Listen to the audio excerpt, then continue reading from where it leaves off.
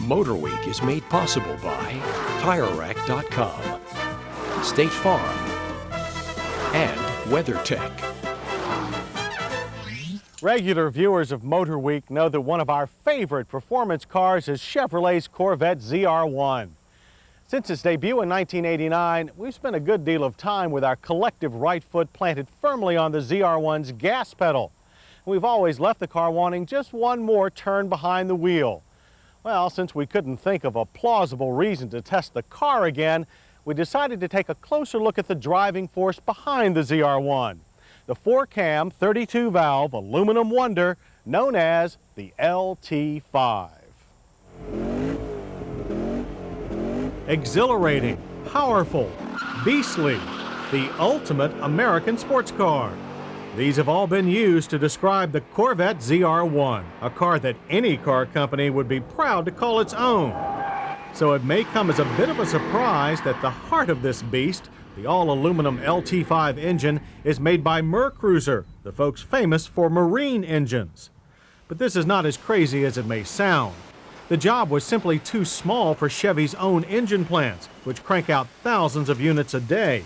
To retool a factory for a mere 3,000 or so a year would be just too expensive. Enter MerCruiser, a division of Mercury Marine, a company with a reputation for quality engine work, lots of high-tech equipment, and most importantly, over 40 years' experience in working with aluminum. It was the perfect answer for Chevrolet.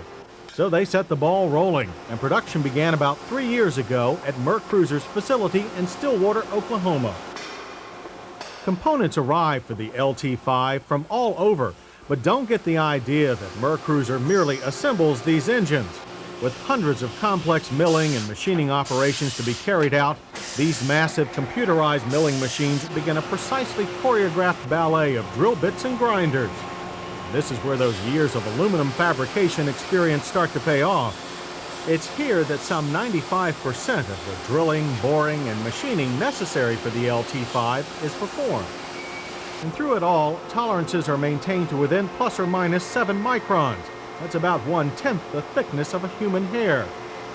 Tolerances are checked at each station and periodically by one of these robotic measuring machines, which use a pressure-sensitive probe to check precise dimensions.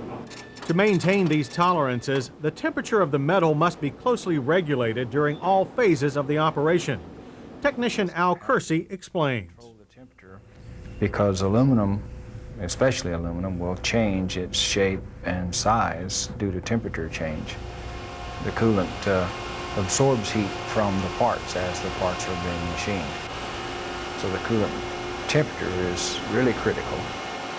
To finish up the milling process, parts are cleaned and run through a deburring machine, which resembles a giant paint shaker full of plastic cones, guaranteed to smooth out even the roughest edges. Heads, valve covers, and intake plenums are powder-coated and baked, and then the finishing touches applied. The secret formula here, ordinary barbecue grill paint.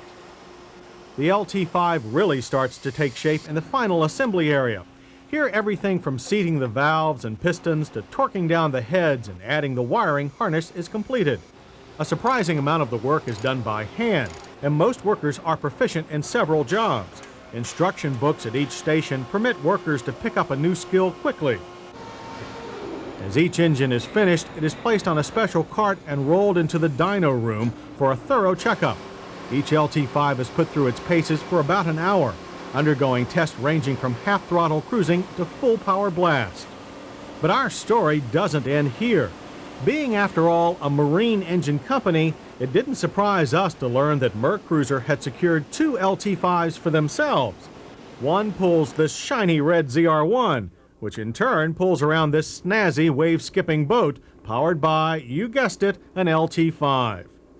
Altered slightly for marine use, this Lt5 pumps out a healthy 420 horsepower, enough to rocket the Wet Vet, a 24-foot Baja sport boat, to an estimated 80 miles per hour. With its lipstick red interior and 640-watt sound system, the Wet Vet is definitely a showstopper, which is unfortunately where it spends most of its time. The brainchild of Fred Kiefer, president of Mercury High Performance, the Wet Vet has made the rounds at major boat shows across the country. Luckily, we managed to be on hand for one of its rare forays into the water. We were not disappointed. There are no plans to market the wet vet at this time, but maybe if we all say pretty please, well, who knows?